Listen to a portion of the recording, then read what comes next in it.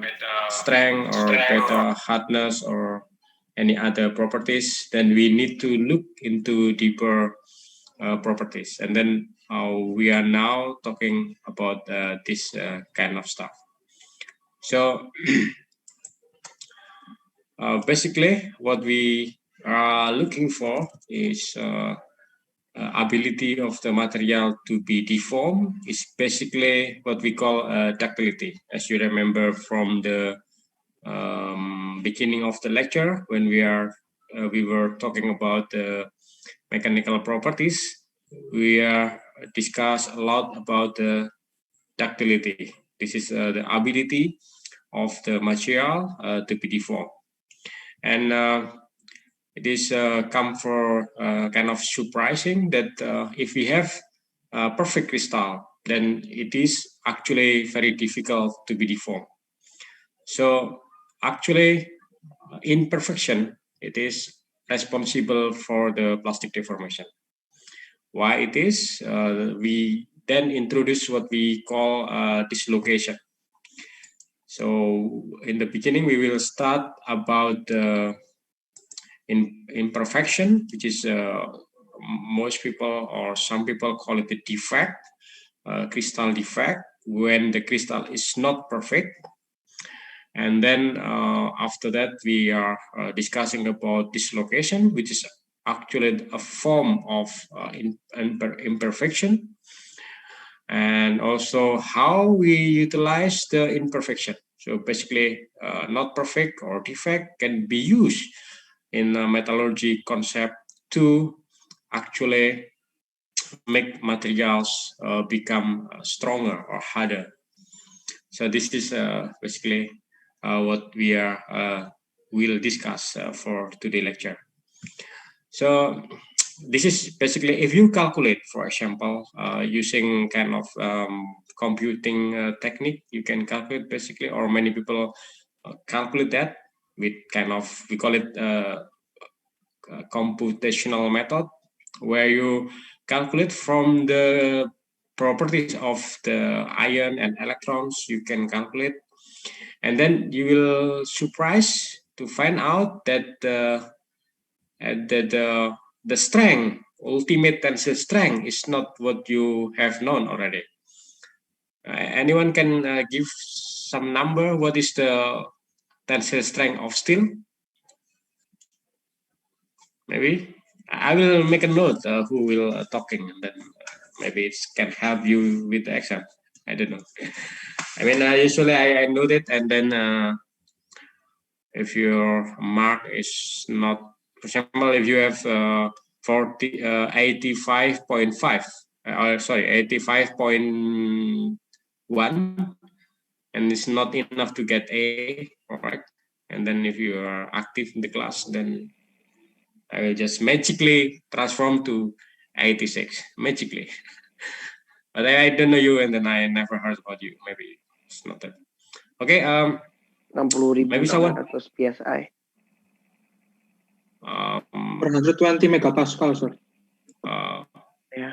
Please state your name first, because I cannot see you. And can you say your name? Muhammad Lutfi Atakariski, sir. Lutfi, NRP? 166. Angkatan 2017, Pak. Ya, sebutkan angkatannya ya, 2017 166 gitu ya. Ya. Oke. Berapa? 420 megapascal. 120 megapascal. Yeah, basically it's too low. Yeah, it is for iron, probably 120. That's for iron, I think that's correct number. But if we are talking about steel, probably it is about 200 or 300 megapascal. And now if we are talking about very high strength steel, it's about even it's go from 1000 megapascal, which is 1 gigapascal. Okay.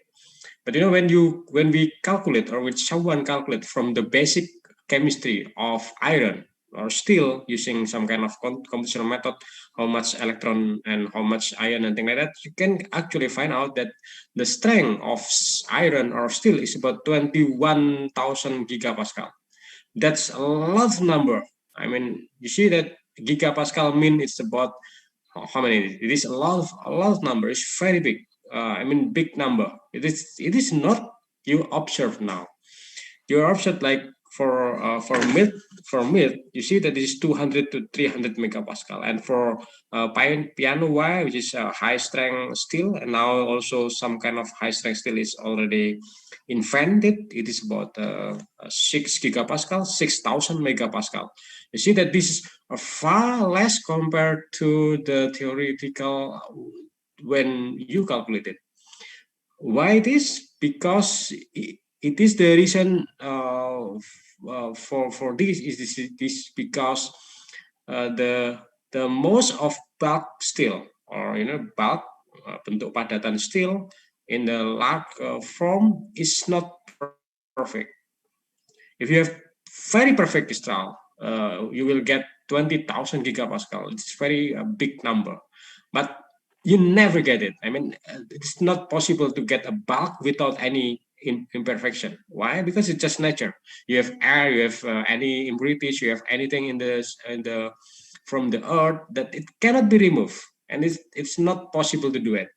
It just basic nature. There is no one perfect. You see that it's also the same thing in the nature. There is nothing is perfect. So that's why we can obtain the value is far less very low compared to the theoretical value that we can obtain. Why? Because in the microstructure, you will always, or we have always what we call a defect. So what defect is coming from? So when we try to make something, okay, example, anything, you start with digging into the ore and convert the iron ore into a steel, right? During the conversion from steel, usually we call it pig iron, which is very dirty iron, and when we convert that iron into a steel, you need what we call solidification or casting. So you make a liquid of iron, and you make a dice or cast or mold, and then put it the liquid. And during the process from the liquid into the solid of steel, we call it solidification. During the solidification, the step is actually the formation of nuclei. We will learn it about this in the couple of weeks.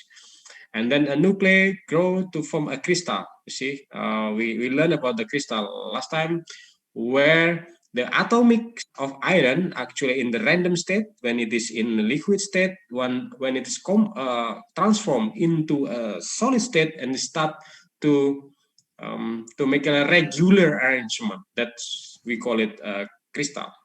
Yeah, and then a crystal become a grain structure. So during the process, what happened is actually there is something in the process. This is a crystal growing and then start to become a grain structure when it is completely become solid. And then during the process, usually you have kind of formation of defect. And then the defect can be in many form, and this is several that we are people usually talking about.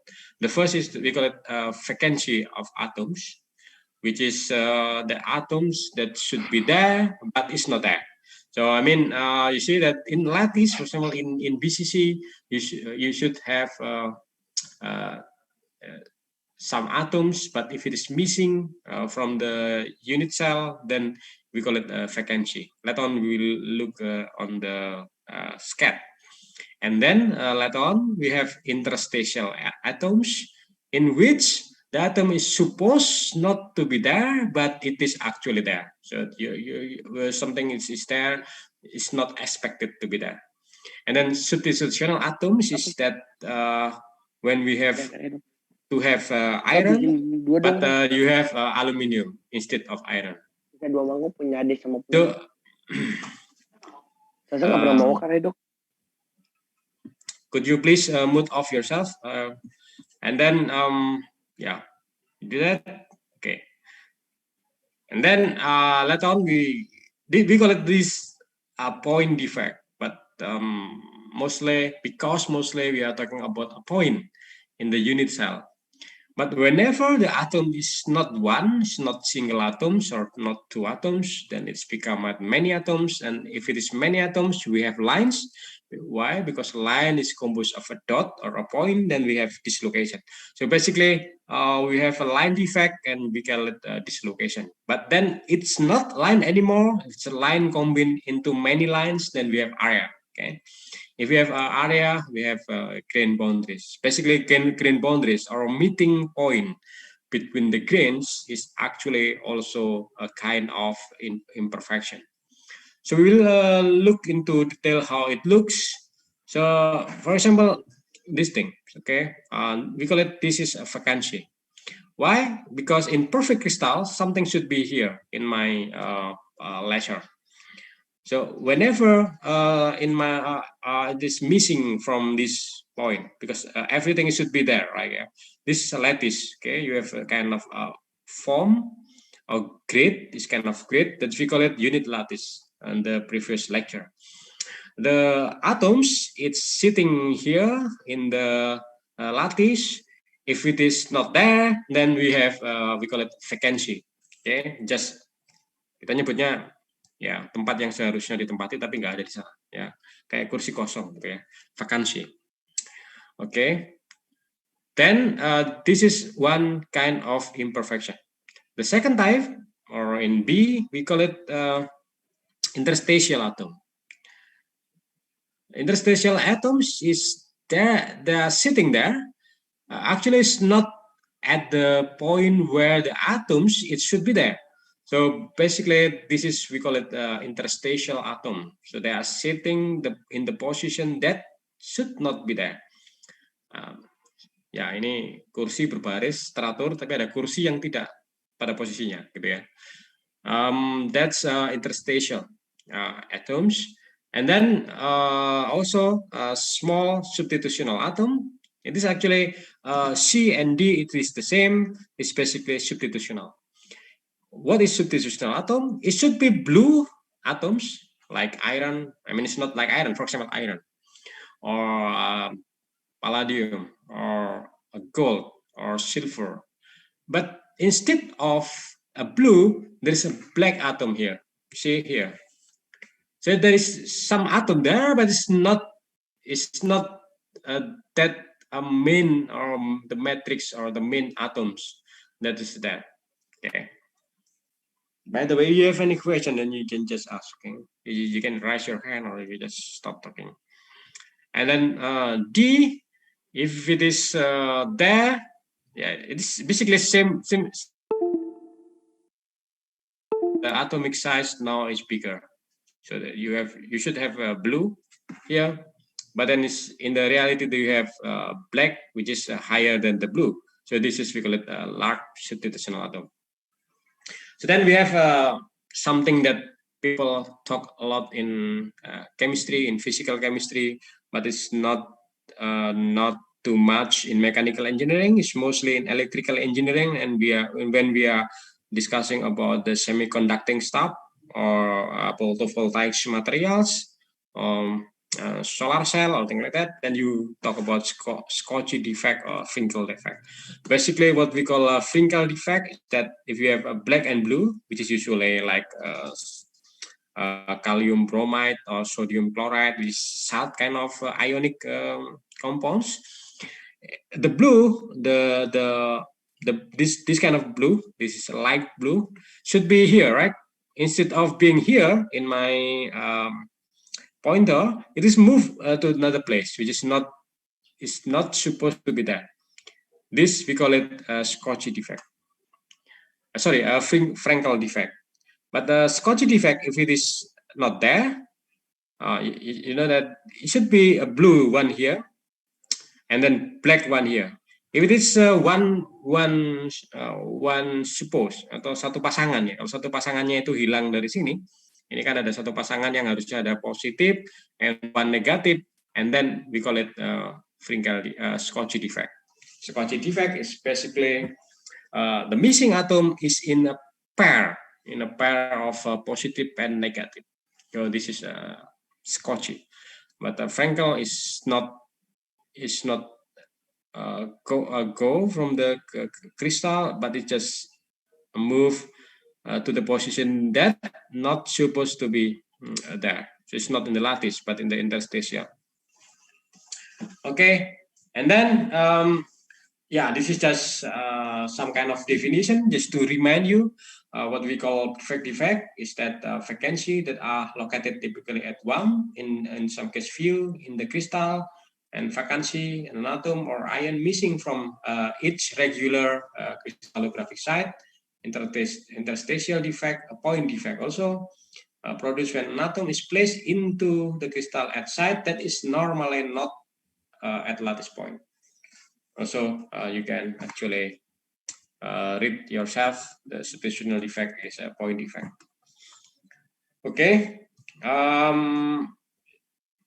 but as I mentioned before, we have a vacancy. It is point defect. Now we are talking about the linear or line defect. So it's not only once now, but it is many of atoms. It's kind of line. Are in one-dimensional defect. It's not point. So it's one-dimensional defect around which atoms are misaligned. So it's basically misaligned. And then this can be divided into two. We have edge dislocation and we have screw dislocation. Later on we will discuss how it is. Basically, then there's more complicated stuff, which is mixture between edge and screw. So we call it mixture dislocation. So basically, this just composed of two, is edge and screw. So line defect, actually, yeah, still we are talking about dislocation. So line defect is basically dislocation. Okay, and then you can see it basically when, for example, zinc is permanently deformed, and then you see that this is a slip. There is a slip formation. It is because of dislocation motion. So slip step that you can see from the tensile test. If you later on there is a picture on it. See that this is as a result of dislocation motion. Just something like that. But this dislocation is smooth, or you can see it after the permanent deformation. It's not on the elastic regime. Why? And because in dislocation motion, we are talking about the plastic deformation. That is something that's control the plastic deformation. Or in other words, how easy is material to be deformed or not to be deformed is depend on how dislocation it is behave in the microstructure. So this is how logically we think about. Any question? So this is something, yeah, this is a planar or two-dimensional defect. See that this is basically composed of linear defect. Grain boundaries, see, I mentioned it before, but there is also surface and interface. There's also twin and sticking fault. It's another difficult stuff, but maybe in this time you just remember this. So this is the hierarchy or hierarchy-nya, yeah. So we have a point defect or point defect, and then point defect can be in many forms, which is vacancy, Scotchy, Frankels, and things like other point defect. And when the point is actually combined, they are making a line, and this line dislocation, we call it, sorry, in the line imperfection, we call it dislocation. And if its dislocation is composed of many dislocation arranged in some very regular fashion, and then we call it grain boundaries or planar defect. Okay, and then going deep into the dislocation, as I mentioned before, if you have a line imperfection or line defect, then we call it a dislocation. Basically, what is dislocation? See, if you have a box and which is actually composed of many layer of atoms in the B, see that this many layer of atom. The perfect atom should be 1, 2, 3, 4, 5, 6 layer of atom. Okay, it's like a books. Books composed of many pages. Okay, the prefix book will be binded here. Will be binded here. But whenever there's one sheet which is not supposed not to be there, this thing is inserted here. You can imagine like that. You can have this as a line defect. This is we call it a dislocation. So you merge it, this thing, and then become some kind of illustration here. You see that the atom should be here, here, here, here, and here, and here. But there is no atom. And on that position, until go to the back, to your screen back, there is no atom, and this is we call it a dislocation. So dislocation is a missing of atom, but in the form of line. Okay, and this can be moved. Okay, this can be moved, go to the right or to the left, depend on what, depend on the stress applied to this, depend on the stress that you use for deforming the materials. See, and then how far this movement, we call it Berger factor. It is Berger's, yeah, Berger's with S, I think. So this Berger factor is not hamburger or burger. Yeah, it's just it's called it Berger factor. Maybe the same person that invented the hamburger. I don't know. Yeah, just the Berger factor is tell you about how far the dislocation is moved inside the microstructure. It is easy to follow now, yeah. The direction of the slip, she should be going there, and the Berger factor, which is parallel, yeah, see that this is not parallel, but this case we call it perpendicular, because you see the dislocation on that orientation. See that we call it. I think we later on we discuss about how it is different with the screw. Yeah, and this is the screw dislocation. You see that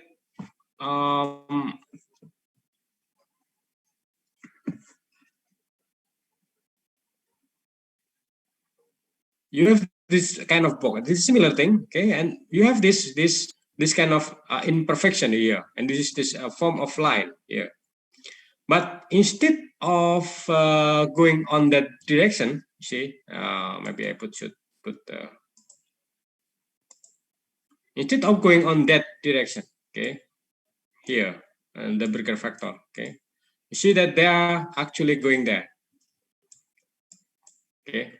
So you see how I can see that. You can see here, okay, this is a moving of one atom, and this is also moving of one atom. So the moving is actually kind of, ya, seperti kayak sobek gitu ya, ditarik ke atas bawah, bukan digeser ya. Jadi this is we call it screw dislocation. So it is a little bit different compared to the first one, which is we have something like this, where this is smooth going to there. Okay, so there, and you have this Berger factor or their direction. So it's just the way oriented. And but this is kind of something like this. And if it is mixed, and we have it mixed dislocation, you have edge dislocation, and you have screw dislocation, and you have mixed dislocation.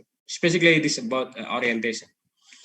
So see, maybe I will go a little bit detail on the on this thing.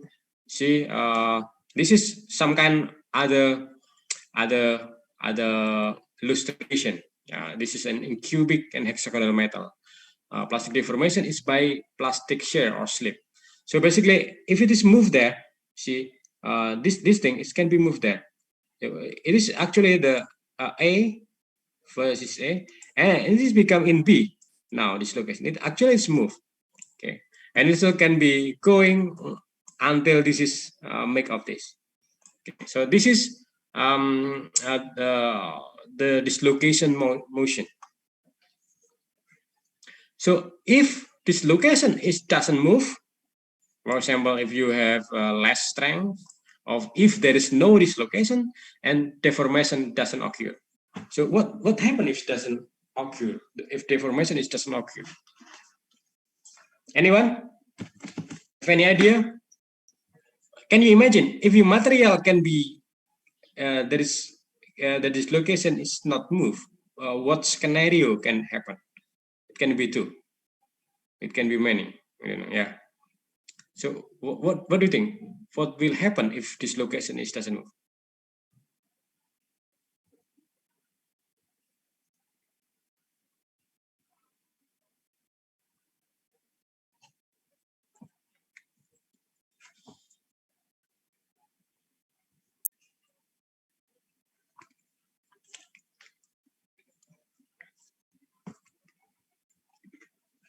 Any idea? No idea. No, sir. No, sir. No. So if dislocation doesn't move, means that it is still in elastic region. Inelastic. So elastic region is there is no deformation moving. Elastic, or when the material is brittle, there is nothing can move, then it's just fracture. So if you have glass, there is inside there's no movement of dislocation, and even there is no dislocation. In glass there is no dislocation, therefore the deformation cannot occur, and it means that material is brittle. So this is why we have kind of ductile material, yeah, because the dislocation can move. So then we just little bit on the phrase or terminology, atau kita ke terminologinya dulu ya, tambahan maksudnya. So then we have we call it slip plane and slip direction. Last time we are talking about the plane of an atom. This is the implementation of this kind of concept. So basically, you have a motion of dislocation, something like that. So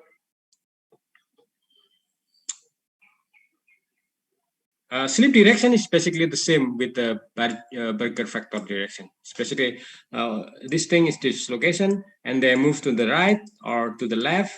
Okay, depend on the strength or on the stress applied. So the plane where the dislocation is motion move, this is the plane, right? So you should have the plane. When this is, we call it a slip plane. Slow up, because it is kind of atomic, right? Kind of atomic. It should glide or should move, and should move on some plane, right? The car is move, right? You need a plane. Kalau nggak ada plane-nya itu jalan ya. Kalau nggak ada semacam kayak plane, there will be no moving. The plane and the direction. Okay, the direction of the moving, we call it slip direction. In the X dislocation, in the X dislocation and the screw dislocation, it is actually different. The plane is the same. You see that the plane can be the same. See, it can be the same, but direction can be different. Okay.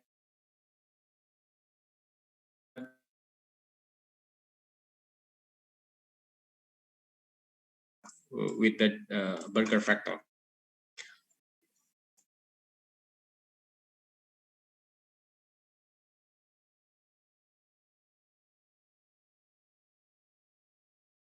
Slip direction.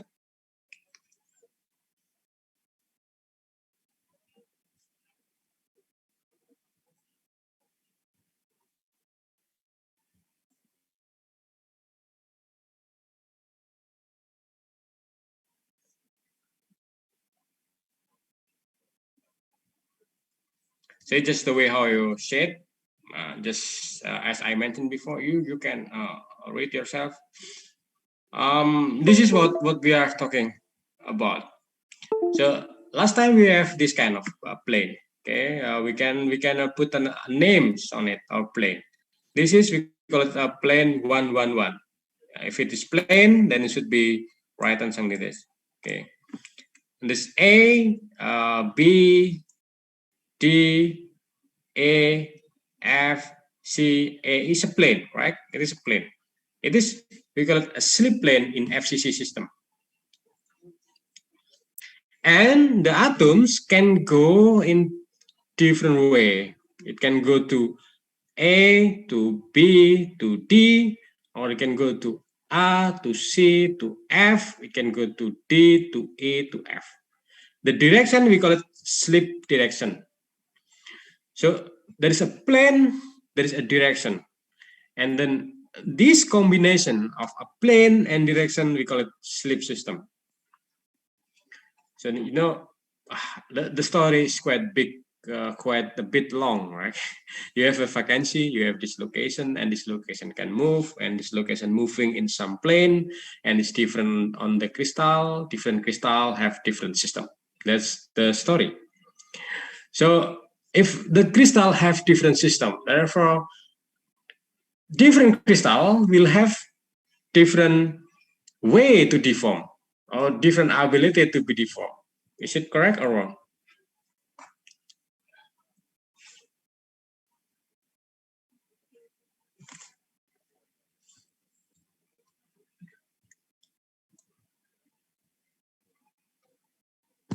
Okay, let's on.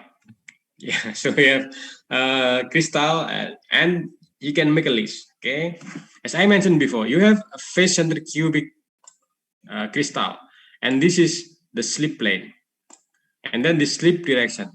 Why it is written like this? Because it's family. So 111 or -111 or something like that. It's the same thing. Okay, just family. And then this for body-centered cubic, there are 3 possibility of plane to move.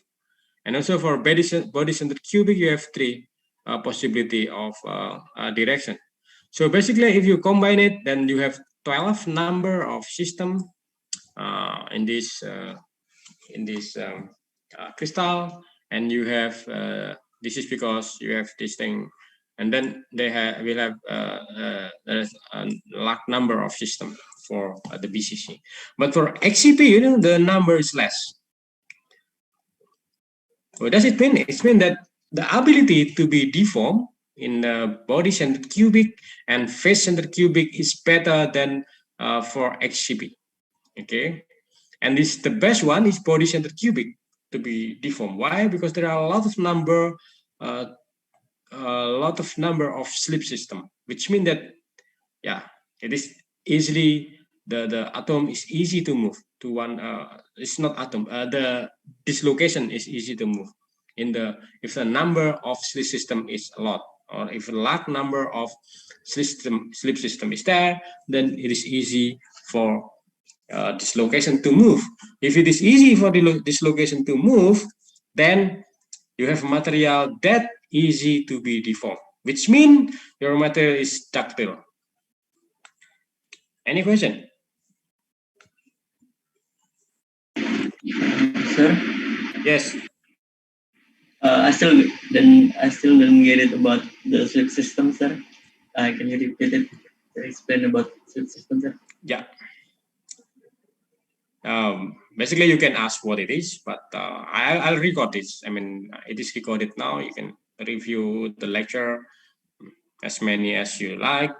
But see these things. Okay. So probably this one. Okay, better to see this one. This is a real example of one unit cell, one unit crystal. Okay, unit crystal of face-centered cubic crystal. As you remember from the previous lecture, if you have FCC unit cell, you have a plane. A plane is kind of a place where you have kind of kind of satu lembar gitu ya, satu lembar yang isinya atom. Ya kan? Nah, atom itu bisa A, bisa B, bisa C, bisa E, bisa F, bisa C, bisa A, gitu ya. Ya. Then this plane, one plane, we call it slip plane. Slip plane, usually it is happening in the very dense atom. Jadi ada lembaran yang atomnya isinya paling banyak. Kita punya banyak ini kan juga ada ini. Ini kan juga plane kan. Tetapi kan atomnya lebih sedikit dibanding plane ini. Nah, gitu. Jadi dense. How this in the exercise last week you see that we can calculate how many atoms in one sheet. So usually slip occur at this plane. And it is happening in the direction also. So it must be combination between a plane and the direction. So which direction? Usually also in the dense line from A to B to D in this case. Let me. So from A to B to D, this is slip direction. Okay, and then A, C, F also another direction, and D, A, F also another direction. So it means that you have family of direction, right? Because it's not a single direction; it's composed of several direction, which is kind of family, which is have kind of similar properties. And then this is direction. So then you have a plane, then you have a direction. So the plane and direction is combined become a slip system. So you see that this is. I will not go into detail, but I think that's not really important for you. What you are important to know is that there is a different number of slip system in different crystal. That's all. Okay, and for why it is the way like that, I think it's rather complicated to be explained here and take time. I'm not sure it is useful for you. So basically, just to let you know that crystal have different number of way of dislocation to move, and the number is different for different crystal. So therefore, different crystal, they have different ductility, the different ability to be deformed plastically. That's enough? Or not? Ya. Siapa yang tanya tadi? Raffi, Pak. Mungkin saya coba pahami baca-baca. Ya, nanti diulang aja ya kuliahnya di sini. Cari di YouTube juga ada, YouTube aja. Nanti cari aja di YouTube banyak.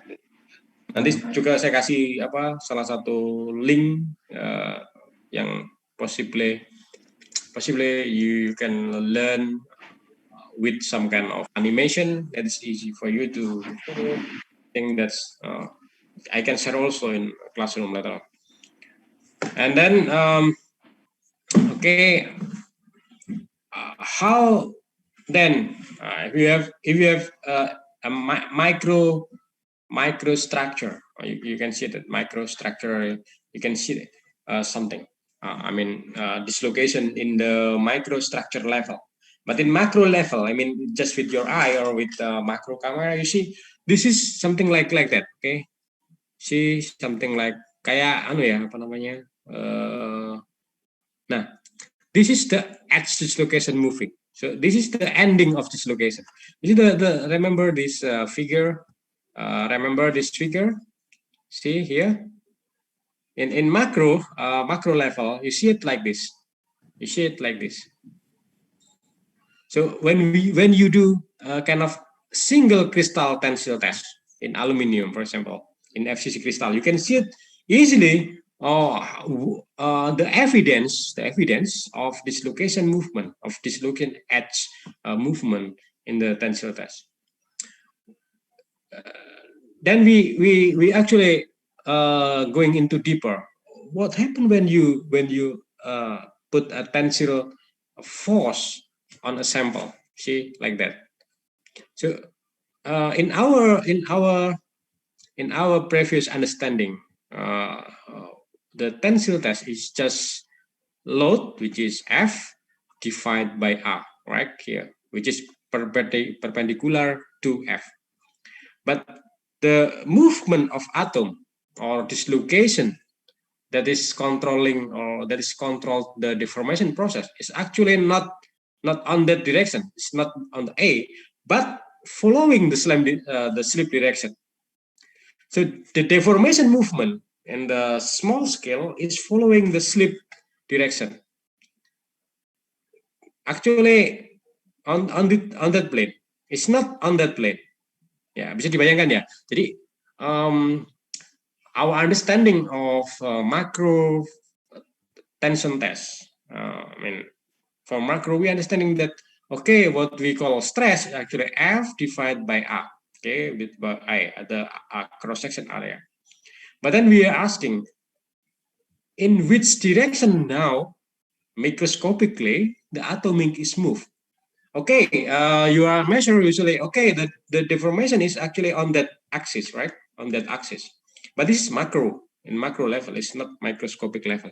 And then in microscopic level, you obtain that, okay, the direction of atoms actually on that slip direction.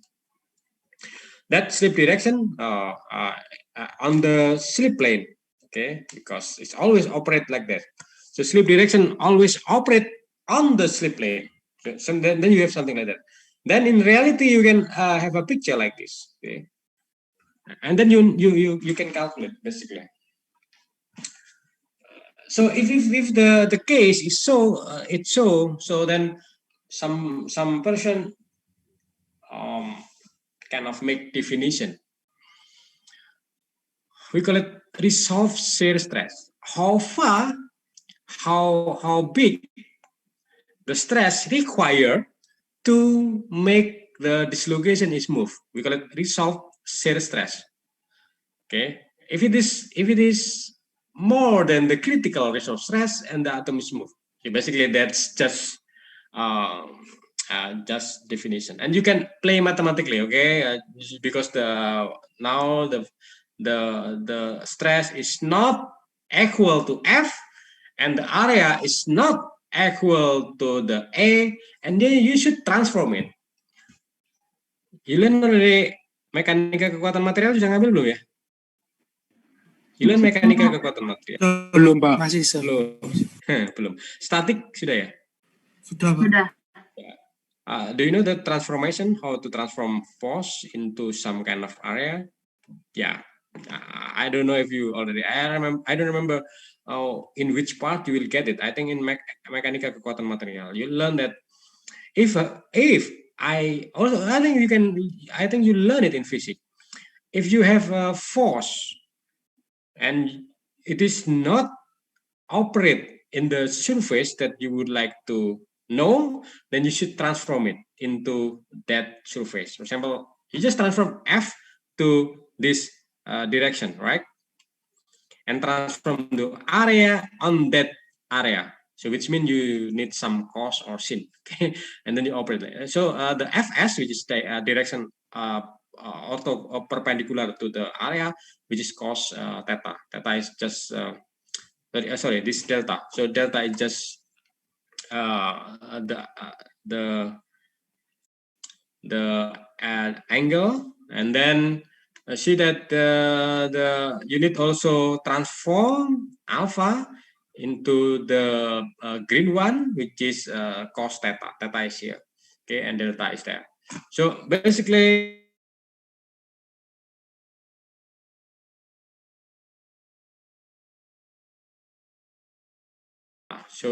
this is you transform that, and the area also transform it somewhere. Okay, just something like that. You put it this plug in here.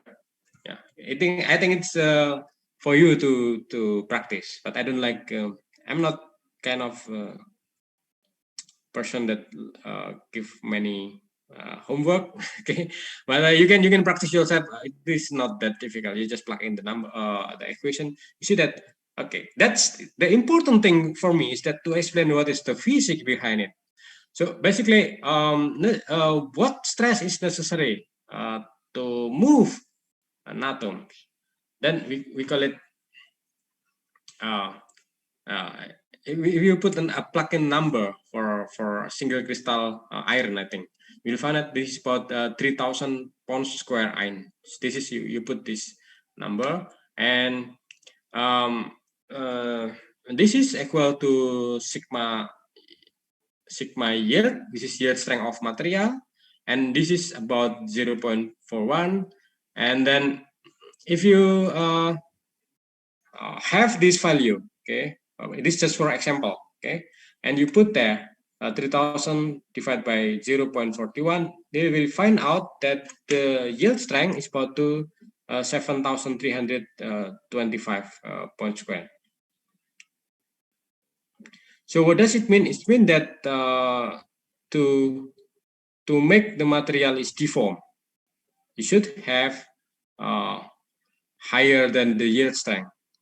This is just the conclusion that we can obtain. Actually, we come back to the original understanding, right? Okay, then that's true. Why? So so to make the atom smooth or dislocation to move, then you should have a number or high or stress higher than the yield strength. Okay, yeah. Because why? Because this is a plastic deformation. That's why the dislocation motion that I mentioned before, it is happening in the plastic deformation. It's not in the elastic region. Yeah, it's proving mathematically from this view. Okay, let's make it easy. It's not in the exam. So this kind of thing is not in the exam. Just don't worry. So this, see that this is single crystal aluminum. See, you can see the remnant atau bekas dari dislocation yang sudah sampai di ujung itu seperti ini kelihatannya. Dan ini kelihatan ini slip plane-nya. Ya. Ini juga banyak dislokasi seperti ini. Jadi kelihatan seperti ini. Jadi ini adalah bukti bahwa dislocation itu ada. The dislocation is really there. I mean, that's the proof. Because in scientific community or science things, you cannot say something that if you cannot prove it. Okay, if you don't image, then it's just fake. Okay, that's the science should behave. So maybe in the final project you will learn about that. You should say something or write things that you have to have the proof. If you don't have the proof, then it's not science. So that's time it's not easy to find this kind of proof, because you're talking about small thing, very small thing. It's not easy to see. I mean, that's why this kind of figure is very valuable to explain that dislocation is actually occur. This is in single crystal. I mean, this one crystal. What happens if you have many crystal system? See that this is a kind of dislocation that you can see, can observe this.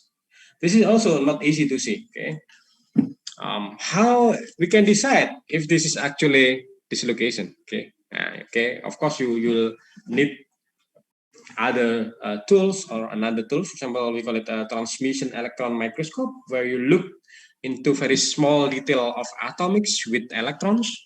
Later we talk about it. But this is clearly see from here that you can clearly see from here that you have a dislocation that's meet in the grain boundary. See that?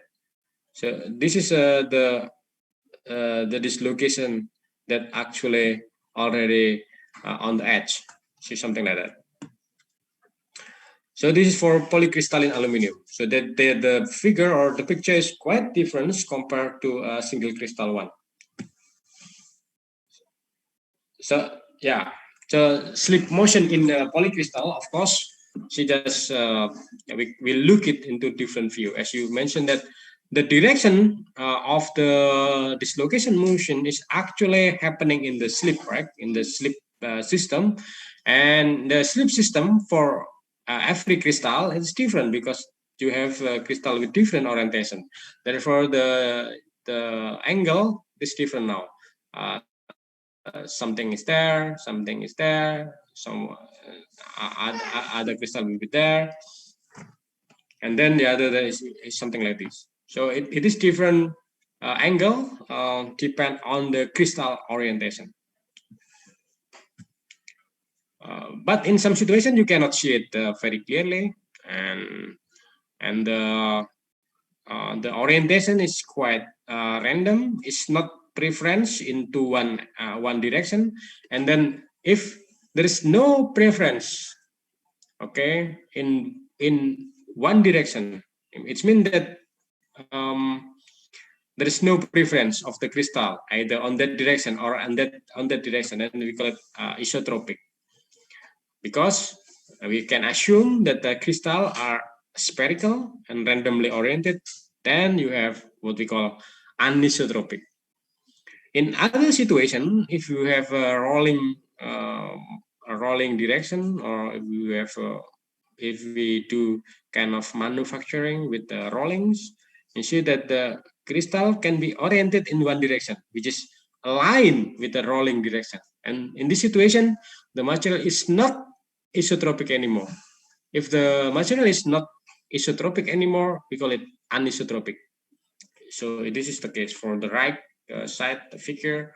Then you have a rolling direction, and the crystal is oriented at the same direction with the rolling. And in this case, you have anisotropic properties. So which means that the yield strength on that direction compared to this direction will be different. And other defect, which is plane defect rather than grain boundaries, we call it twinning. So basically, twinning is like that. Okay, you have something crystal orientation in that direction. So if it's not only one line or two lines, it's not one pages in the book or 2 pages, but all the page. Okay, all the pages slide little bit, something like that, and it create of kind of mirror kind of thing. So you have mirror, okay, you're mirroring all this. This is mirroring all that. This is mirroring that.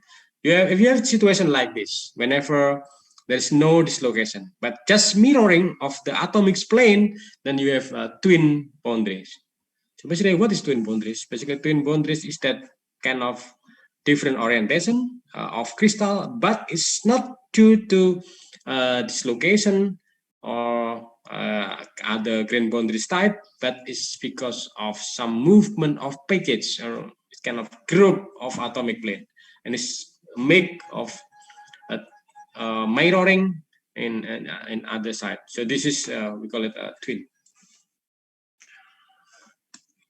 And then after we know about these things, if you have any question, you have time to ask, but I will continue if you don't have it. Just wait a moment.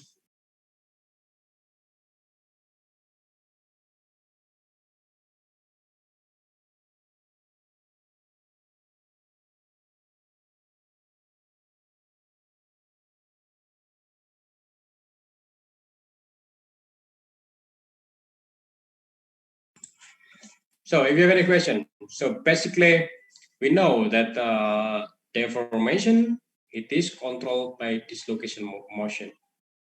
So this is very important statement that you have to know in the metallurgy lecture, because many things actually can be learned or studied, or we can utilize the knowledge to change or to engineer the mechanical properties. So if you see, if you remember from the past or previous slide, see that amount of stress or banyaknya tegangan yang dibutuhkan untuk menggerakkan dislokasi itu tergantung dari slip plane dan slip direction. Okay. Atau dengan kata lain, in other words, in other words, that you need some amount of stress to move dislocation. Is it correct? All right. Correct or not? It's correct. Okay. So you need stress to make dislocation is moving inside the microstructure. Okay. So then,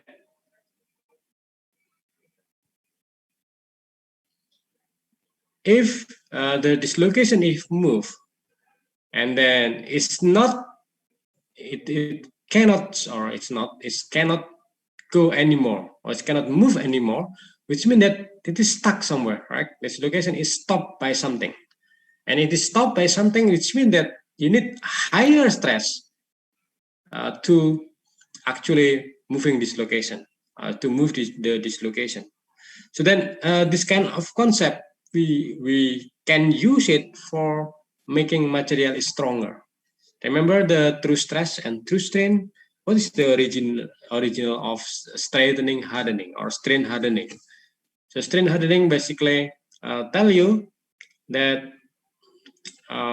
if you deform something or you deform materials, then it becomes stronger.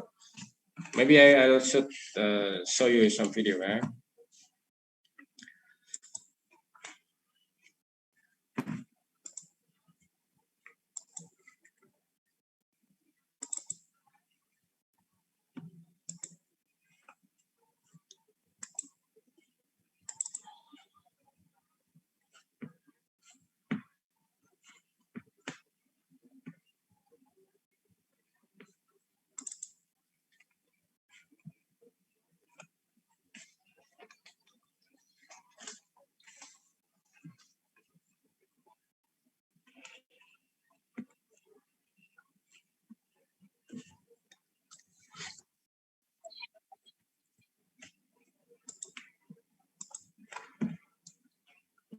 I will show you a video. Okay.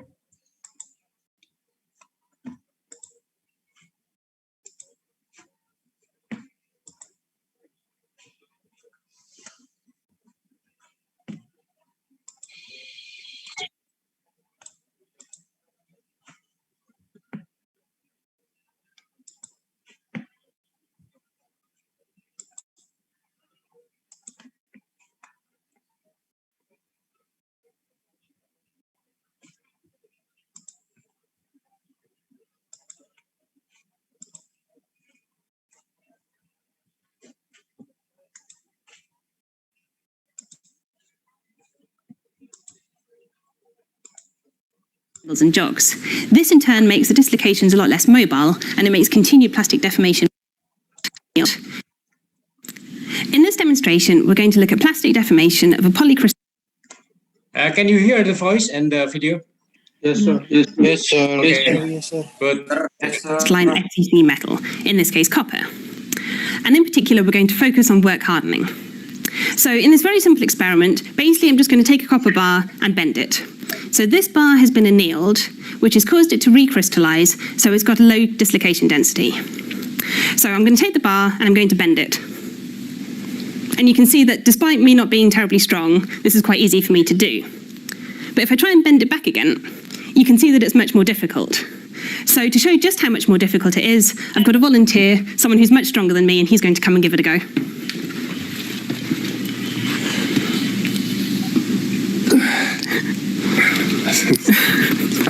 Thank you. So what actually happened inside the material when I bent it was that I started to create lots and lots of new dislocations, and then these then interact with each other to form tangles and jogs. This in turn makes the dislocations a lot less mobile, and it makes continued plastic deformation much more difficult. So in this simulation, we're going to see a model of plastic strain occurring within a cube of copper. And the cube of copper is about a micron in each dimension. So that's about 1,000 atoms in each direction and 10 to the 9 atoms overall. So in the simulation, we're going to apply a tensile stress horizontally to the sample, so that's perpendicular to the notches. And as the video moves forward, you'll see that plastic strain is occurring. So you can see that the material starts with no dislocations, and as the video starts, you'll see rows of atoms appearing, and these represent the cores of dislocations, and then these cores of dislocations will move around. So for example, if it was a pure edge dislocation, the row of atoms that you see would be the bottom of the extra half plane of atoms. So to start off with, they're going to be created at the notches and then move around. So the video will show a three-dimensional perspective view with the viewpoint changing throughout the video. As soon as the video starts, you'll see lots and lots of dislocations forming and spreading throughout the material. And then these will interact and form tangles and jogs. And you'll see that very soon, actually, most of the dislocations really aren't moving around very much anymore. So the video is going to restart, and we'll zoom in on one of the notches, and you'll see how the dislocations form and spread.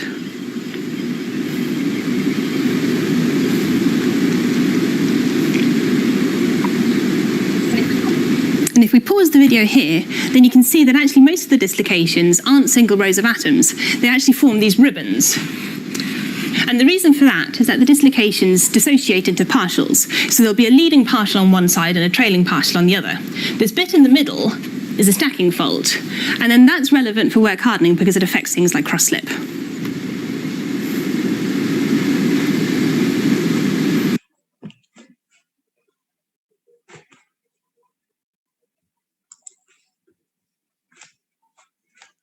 Well, that's a bit advanced, yeah, for you. But what I would like you to understand is that if you have a material, basically material can make it stronger than before. I mean, just by deformation. This is the basic knowledge that you have to know. That's also why many of manufacturing process of metals is basically doing by what we call rolling. If you make a plate or a steel plate, aluminum plate, or any other plate that's made with strain hardening just by rolling them. Or if you know that how to make a wire, the wire is just drawn from the big or higher diameter wire into smaller wire by drawing it. So by drawing or deform it, you can obtain higher strength. That's quite amazing, right? Quite amazing stuff because you don't change any chemical composition. We don't do that. I mean, they will not necessary to change composition. Just by doing deformation, plastic deformation, someone can obtain higher strength. Why it is the case? This is because dislocation movement, dislocation multiplication, dislocation interaction with the other. So, but I'm not want you to understand every thing, every detail of it. Just it is enough for you to know that the dislocation actually that control this kind of properties. So up to now, I hope you remember this stuff. And then I will continue. If you have any question, like you can ask.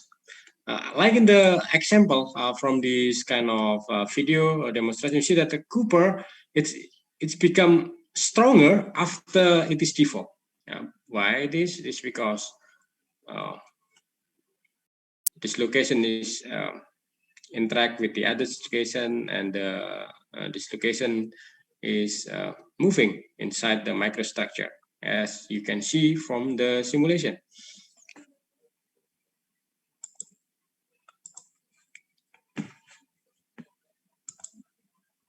Okay, so we can. That's why we are talking about the straightening of metals. So we can do it with 4 basic way to do that. First of all, you can reduce the grain size. We can do alloying or solid solution straightening. We can do precipitation. We can do strain hardening. That's already explained a little bit about the strain hardening. All of these methods way, it is actually related very much to the dislocation. Okay, so let's give you one example. So if we have a dislocation moving in the slip plane, something like that, you have this edge dislocation, and it is happening on or in grain A. And you have grain B in the microstructure. If this dislocation is moving and up to the grain boundary, there will be very difficult for this dislocation to move to the grain B. Almost not possible unless you hit it, the sample. If there is no hitting, or if it is normal condition, it's not possible. So which means that the dislocation stop by the grain boundary. So which means that if you increase the number of the grain boundaries, this thing, you add another grain boundaries here. For example, that if there is a grain boundary there or there, so it means that you increase the strength of the material. So in other words, if you have reduced grain size of your increase the grain boundary, okay, this same language, you increase grain boundary means that you increase the number of grain, right? If you increase the number of grain, it means you make a grain size is smaller. So if you have increased the grain becomes smaller or smaller grain size, then the strength of the material is increased. Okay, you should see that. So if you, so the plotting here is that it is D. Jadi it is D pangkat minus setengah gitu ya. Jadi it's actually one something like that. So something like that. So that's 1 per akar D gitu ya. Nanti dicek lagi. Nah, makanya on that direction it will be smaller grain. Grain size-nya tambah kecil ke arah kanan. If it is smaller grain size, then the yield strength is increased, becomes following this line. So this is a proof that by increasing the number of boundary or decreasing the grain size, which means you obtain the higher yield strength or higher strength. This relation we call it Hall-Patch equation on this equation. So this equation tell you that if you decreasing the grain size, which means you increasing the yield strength.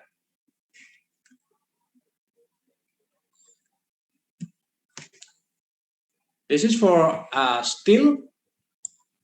This is for aluminum. So this is small grain. This is large grain. So increasing the grain boundary or decreasing the grains, you will obtain a higher strength. This also means that the steel is better than aluminum when we do grain refinement or strengthening by grain refinement. Okay, this is one way to increase the strength. The second way, this is the example, just example. You can read. I will pause it. You just number. Okay, just not that difficult. So the second is the solid solution. Okay, why this is the way it is? Because if you have a solid solution, or if you put point defect or something, yeah, on this, you put the atom which is larger or smaller, something like that, then it is make the dislocation interact with this. So you have a smaller atom here, and then this is the dislocation, and the dislocation is interact with this thing, and this interaction actually hinder the movement of dislocation. Either small or big, it is the same. So interaction with foreign atom inside the crystal will reduce the movement of the dislocation. So which means also that this is increasing the strength. So mobility will be reduced, that increase the strength. So that's why if you put silver on a gold, then the increasing strength of a gold alloy will be higher compared to pure gold. Tahu ya? Jadi kalau emas murni pasti nggak kuat, ya, gampang putus. Kalau emas yang palsu atau karatnya nggak tinggi, lebih kuat. Jadi biasanya kalau 24 karat itu emasnya tidak punya mechanical properties yang bagus, tidak kuat, gampang diputus, gitu. Ditarik itu putus. Tapi kalau dicampur dengan silver, dia lebih kuat, susah diputusnya. Kenapa? Karena solution strengthening. This is also the reason behind many alloying process. So there will be no pure iron for construction or for any engineering stuff. There will be not possible to apply a pure iron. Why? Because it is too low. The strength is too low. Also too ductile. Therefore, how to increase the strength of iron? Then you put carbon inside it, then become steel.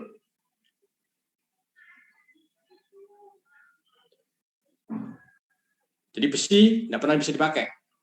Kalau ditambah karbon jadinya baja. Kalau udah baja, we can use it. You can put also another alloying element like chromium, vanadium, nickel, or any other things. If you put a lot of chromium, then we have stainless steel atau baja tahan karat. That's stronger than normal steel.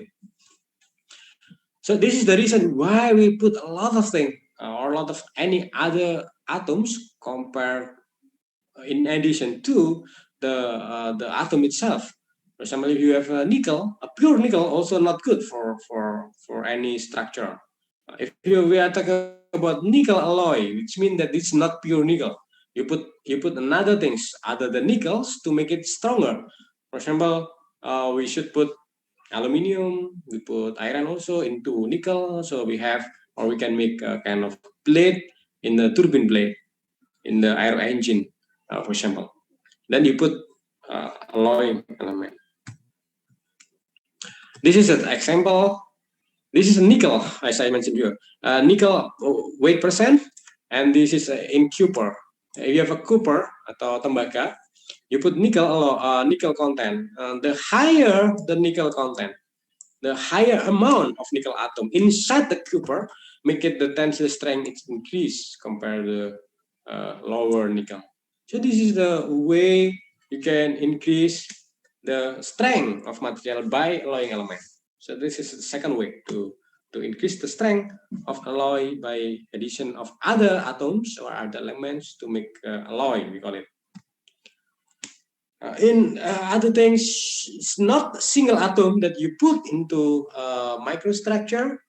It is actually in the form of compounds.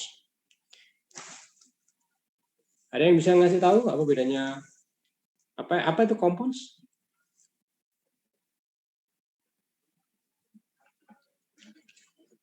Apa itu nanti nggak tahu ya. Solution sama senyawa, ada yang tahu? Ada yang bisa tahu? Bahasa Indonesia aja. Ada yang bisa tahu bedanya senyawa sama larutan?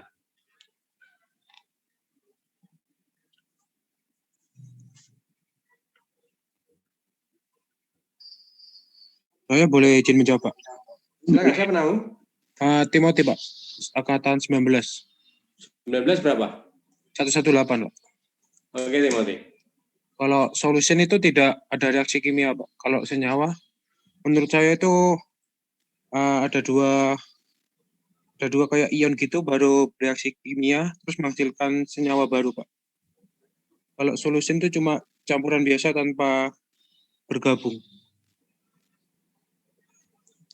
Yeah, that's almost correct. So everything is involved chemical interaction, right? But it's not form a stable compounds. Ya, jadi nggak bentuk. Kalau solid solution itu yang ciri pertama dia nggak ada ikatan apakah dia ionik atau nggak ionik gitu ya, Timothy, atau yang lain juga.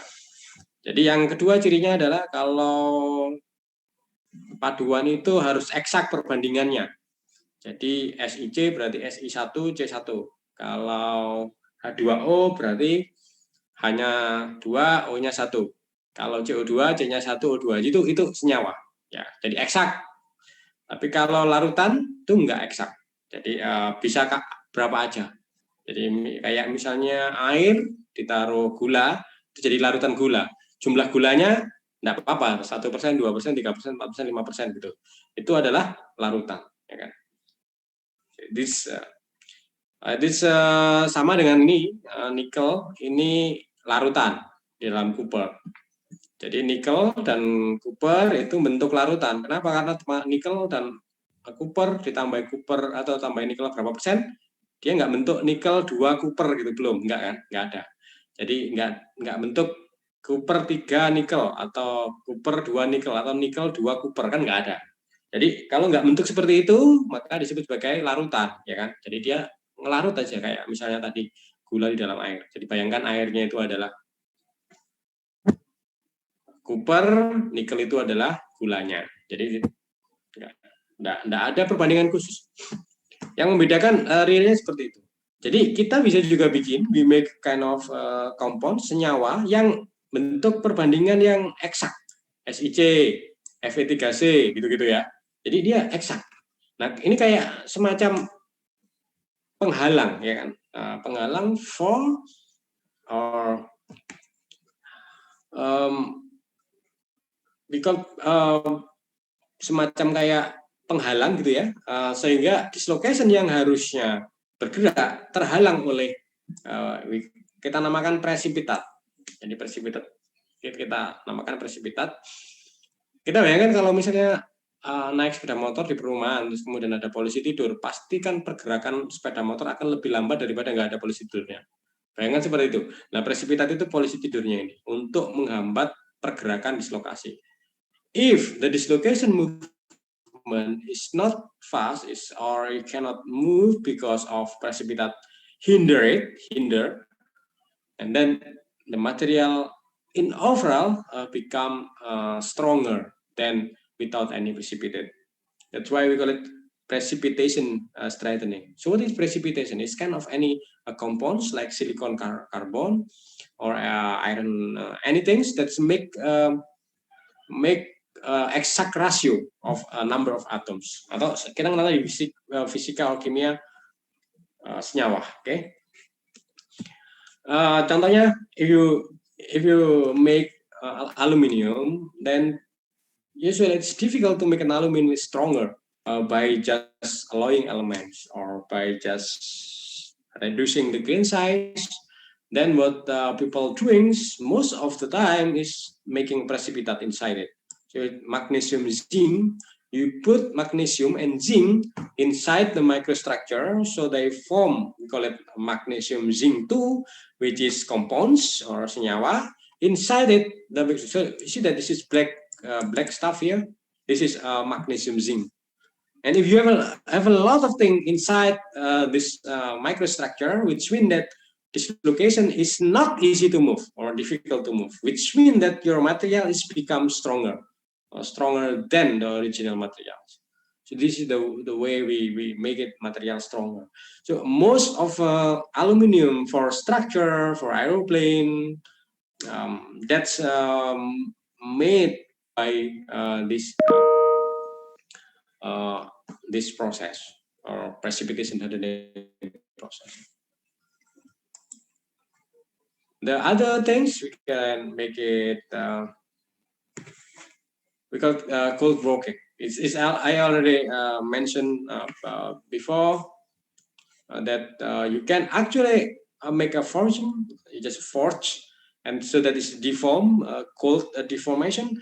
Or we call it drawing or drone. If you make a wire, you see that from larger diameter into smaller diameter, and you will increase the strength.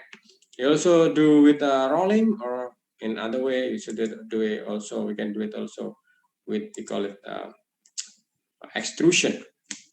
So this is we call cold working. So this is example of microstructure with cold working. See that the number, how much you deform, it is determine how the microstructures look and how far the mechanical properties is increased. This is example. You see that dislocation, you can see this dislocation number is increased after the dislocation. It just prove to you that dislocation can be moved and the number of dislocation can be increased by cold working. This is a responsible, this is the way dislocation is moved and responsible for the straightening process.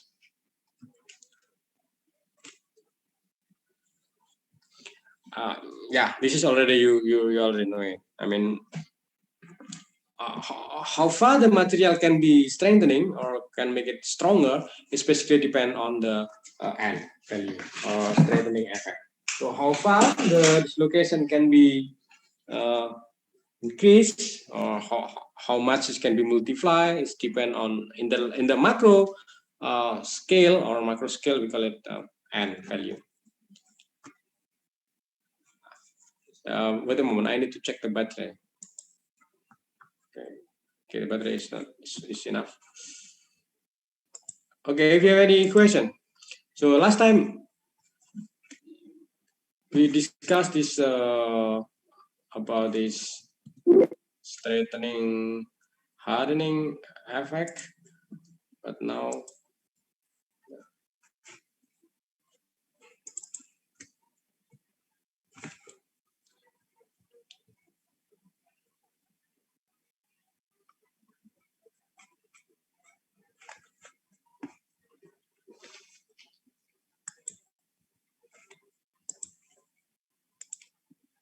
ada pertanyaan?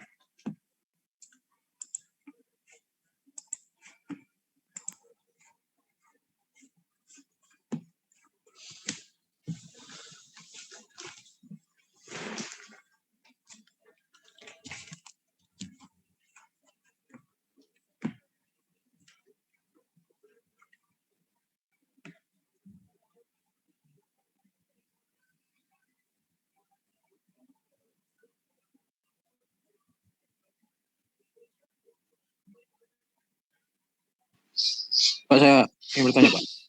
Silakan.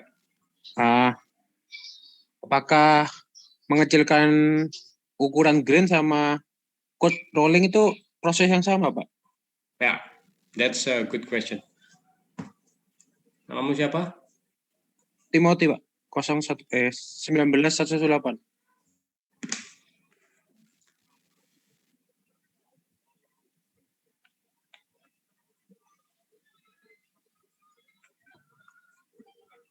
The short answer will be like you can control the grain size by also with rolling and heating. But most of the time, if we are talking about rolling, we'll do it at room temperature. Jadi rolling itu kebanyakan dingin, ya. Tetapi kontrol grain size itu bisa memang dilakukan dengan rolling, gitu ya. Memang dilakukan dengan rolling. Jadi rolling itu ada dua efek. Yang pertama kita bisa dapat kontrol grain size. Yang kedua kita bisa menambah jumlah dislokasi atau menggerakkan dislokasi. Jadi prosesnya sama, tapi efeknya bisa dua. Bisa grain size sama dislocation. Tapi kita tidak serta-merta menggunakan dua efek itu. Bisa salah satu aja yang kita perlukan. Misalnya kalau kita perlu mengecilkan grain size ya kita deformasi yang berulang-ulang gitu ya sehingga grainnya bisa diatur. Jadi diulang lagi rollingnya 1 tahap, 2 tahap, 3 tahap sampai kita dapat ukuran butir yang kecil. Nah, tapi kalau rolling itu biasanya dilakukan kalau untuk mendapatkan dislocation density itu sekali aja. Tetapi ini nanti dilihat di sekali atau 2 kali ya. Tetapi umumnya kalau yang untuk cold rolling itu dilakukan untuk cold walking itu. Jadi cold walking itu atau gini, cold walking itu bisa dilakukan di room temperature, sedangkan kalau mengatur green size itu bisa dilakukan di high temperature juga. Nah, ini ada slide-nya di sini. Itu sebenarnya next ya.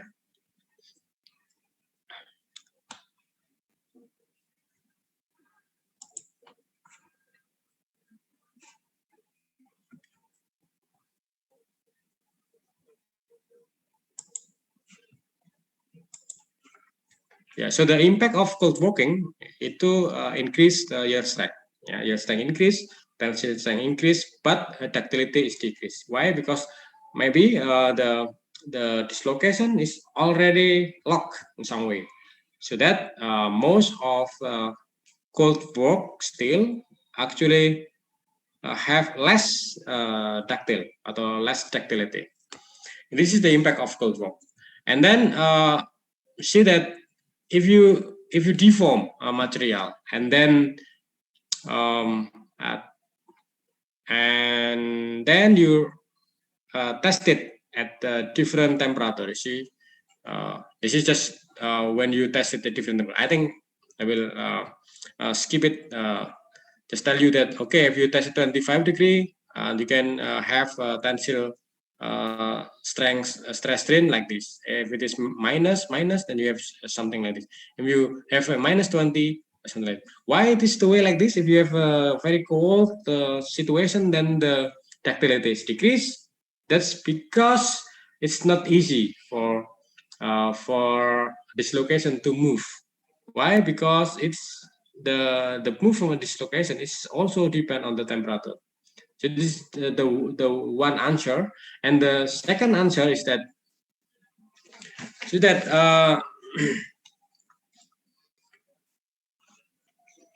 that vacancy actually help for dislocation movement. At the room temperature, at the low temperature, it is not easy for the vacancy to move. That's why it is a bit difficult to move. So then, if temperature is affected on the behavior of dislocation movement, and then basically we can actually wait a minute, I will need to check.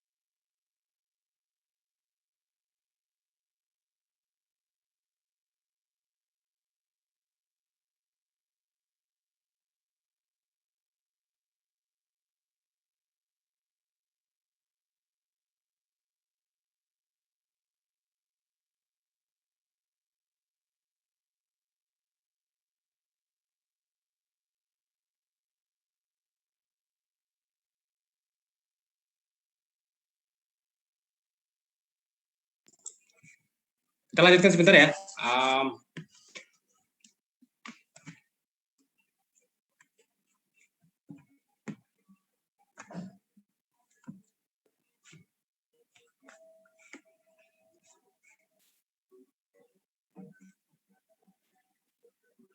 So if we know that the dislocation and vacancy interaction can be controlled by temperatures, so we can actually do some kind of, we call it annealing, so heating after cold working. See that the tensile strength actually depend on the where the temperature process after the cold working. So ini seperti dibayangkan kayak kita bisa ngatur setelah di cold working itu dipanasi lagi, ya kan? Karena kita tahu bahwa dislokasi itu bisa berubah atau bisa healing gitu ya istilahnya, interaksinya dengan vakansi itu kita bisa atur annealing temperaturnya. Jadi kita bisa atur sehingga kita dapatkan tensile strength fungsi dari annealing temperatur.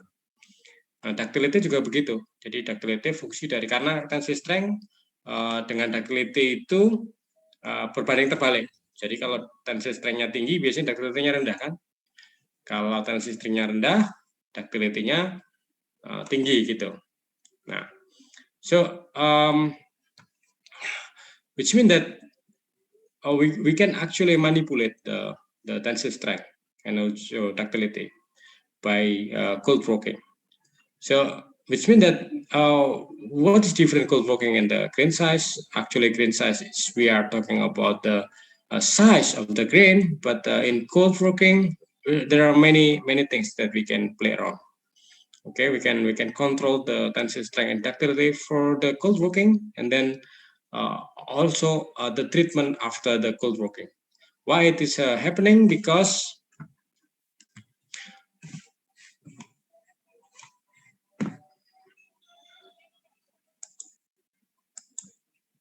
you can see this. Okay, let's imagine that you have the grain size here. Here is the grain, and this is the grain boundaries, and this is the grain boundaries, and this is the grain, and this is another grain, and this is another grain, and this is another grain, this is another grain. So whenever you and this is the dislocation. Okay, and when you heat it, the sample, what happens is that dislocation is start to release and make a new grain. Okay, so make a new grain, and then the old grain will be disappear. This old grain will be disappear, become a new grain. So this is the cold work state, which means that in cold work state, you can obtain the strength coming from the dislocation. But when you heated the sample, okay, and then you have we call it recovery, and after that you have recrystallization. Whenever this recrystallization, which means that compared to the original size of the grain, you see here, the black color is the grain boundaries. Compare A with C, you can see that now the grain is become smaller. So now I think you should can clearly see the difference between the cold work and grain size control. And see, if you have the smaller grain size, you see that the strength of course will different compared to the original microstructure. And then if it is over long, too long or overheat to high temperature, you can see that the grain become again higher. So that's why the microstructure is like this. So that's the strength. So during the cold working process, the strength is higher. But then if you heat it up again, then the strength is going down. The strength is going down. Why? Because material start to recover, and then the grain size somehow become larger, and then the tensile strength becomes smaller again. So this is how the annealing effect on the mechanical properties of the cold work material. So there will be process, we call it recovery, and then recrystallization, and then grain growth. So recovery can happen in several ways. So if you have two dislocation here, this is one dislocation and this is another dislocation. So then this can diffuse and fill the gap. So this is filling the gap, and if it is diffuse, then you have again, we call it annihilation of the dislocation, because this diffusion, and there will be no dislocation anymore, because dislocation upper and the lower side, it is merged into one perfect atomic plane. So we call it annihilation of dislocation. So dislocation can be removed or can be removed from the microstructure by heat treatment. So example, if you have a copper that it is already strengthened, and you heat it up with a torch, any heat sources, and then the dislocation is gone, and then material become ductile again. So and the second scenario, we call it climb. Climb means that dislocation can move basically and we have two dislocation here, and then if dislocation move there, and then this is can we call it a climb. So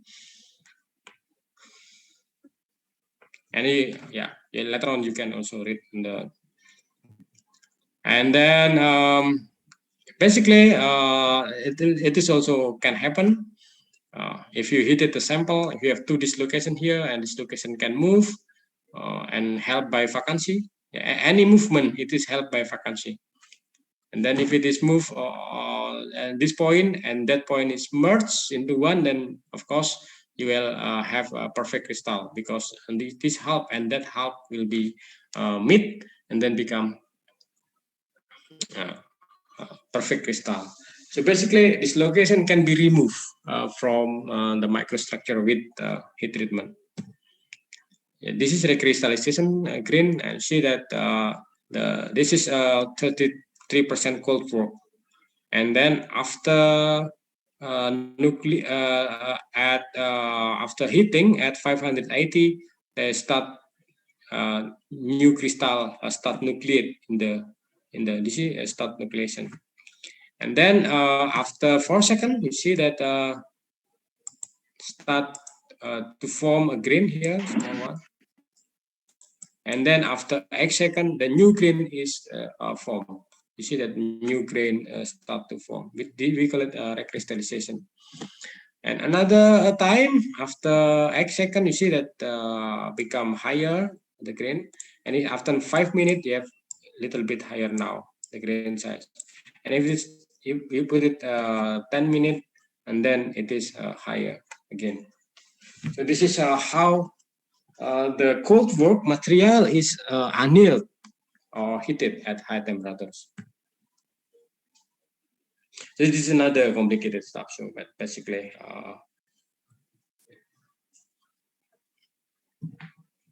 that the recrystallization temperatures depend on the melting point. It usually in which temperature you heated the sample, it is about 0.3 to 0.6 melting temperature. So this is 0.3 to 0.6. So if you have aluminum, for example, because aluminum have melting point 660, and then the recrystallization is from 80 to 176. So this is where the recrystallization is occur, which means that we can manipulate the grain size by knowing in which temperature you play around with the annealing process temperatures. So this is the same thing with the previous figure, but it's more connected with the microstructure. You see that during the recovery, okay, because recovery after the cold working, you have the sample like this. See the grain something like that, the grain something like that, and then inside there will be a lot of dislocation.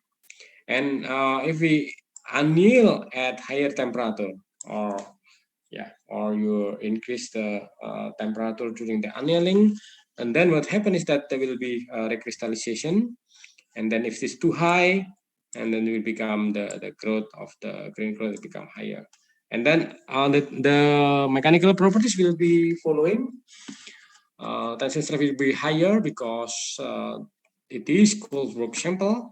But when you anneal, the recrystallization is start, and then the number of dislocation is start to go, and then this tensile strength is start to decrease, yeah, following the grain size. So what does it mean? It means that during the process of increasing strength or strengthening mechanism, you can manipulate either by cold working, which is as result of dislocation, or by the grain size. Basically, the grain size, this originated from the number of the grain. It's not coming from the dislocation. Okay. Yeah. I think the next will be example. That's I will put in the classroom, and then you can exercise yourself. If you there will be answers, don't worry. So there will be answer. So you can try to look into it and then try to work on it and try to understand why it is the way like that. Any question? Pak, izin bertanya. Ya. Kalau precipitation itu kan tadi kayak larutan yang rasionya nggak tetap, terus tidak terjadi reaksi kimia. Jadi kalau alloy itu terjadi reaksi kimia, Pak? Kita nyebut alloying itu untuk penambahan sesuatu yang di lain dirinya. Gitu. Misalnya nikel ditambah copper, itu alloying. Tanpa mempertimbangkan nanti nikel dan copper itu akan menjadi senyawa atau dia tidak ada senyawa. Jadi tidak membentuk senyawa. Jadi kita nyebutnya itu tetap paduan. Pokoknya nambahin apapun ke logam itu kita nyebutnya paduan. Tanpa memperhatikan nanti ada reaksi apa tidak gitu. Sementara seperti itu jawabannya. Nah, begitu kita ngomongin tentang chemical reaction, always ya. Semua itu ada reaksi chemicalnya, ya kan? Yang membedakan solution dengan tidak solution itu adalah bentuk akhir dari reaksi chemical itu. Bentuk equilibrium, kesetimbangannya. For solution, bentuk setimbangnya itu tidak dalam berupa perbandingan rasio yang konstan, ya kan? Sedangkan kalau itu membentuk presipitat itu dalam rasio yang konstan, ya. Misalnya Fe3C, Mg zinc 2 itu. Jadi kalau kita proses nambahin Mg ke Zeng-nya, ke aluminium, itu kita menyebutnya alloying. Tanpa memperlihatkan nanti apakah dia bentuknya jadi apa. Nah, ketika kita kemudian, jadi yang dinamakan alloying sekali lagi, itu kita nambahkan aja aluminium, kita tambah zinc, kita nambah Zeng, kita nambah aluminium, nambahin magnesium, nambahin copper, nambahin titanium, ditambahin itu proses alloying ya, titik, ya kan. Nah, nanti di dalamnya itu menjadi apa? Apakah dia akan larut tanpa membentuk senyawa, ataukah dia akan membentuk senyawa? Itu nanti itu kita lihat dari sisi yang lain. Kalau tidak membentuk senyawa, kita nyebutnya solid solution. Kalau dia membentuk senyawa, kita nyebutnya precipitation hardening, gitu. Sementara gitu ya, nanti kita jelaskan lagi precipitation hardening itu seperti apa. Kira-kira begitu? Udah jelas ya? Jelas, Pak. Kasih, Pak.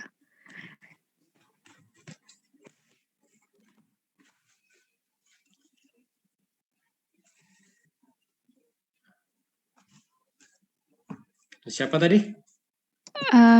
Vivi, angkatan 2019, 074. Oke. Ada lagi? Yang ditanyakan silakan yang lain. Kalau ada yang ditanyakan.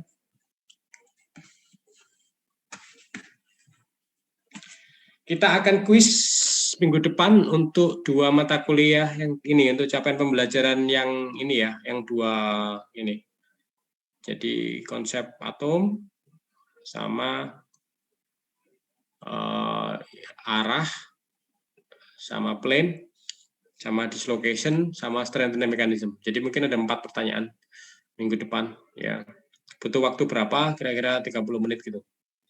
20 sampai 30 menit ya.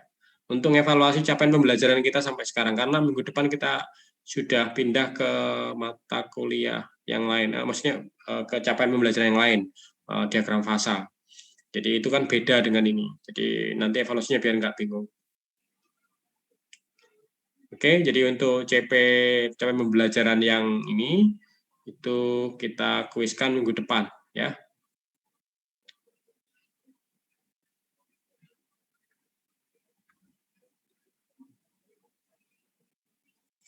Ada pertanyaan?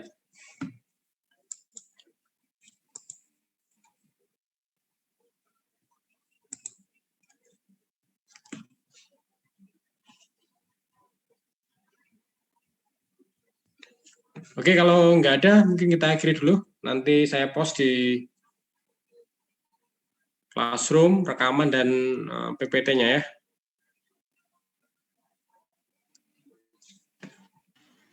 Baik, Pak. Terima kasih. Oke, sampai ketemu minggu depan. Terima kasih. Assalamualaikum warahmatullahi wabarakatuh. Waalaikumsalam. Waalaikumsalam warahmatullahi wabarakatuh.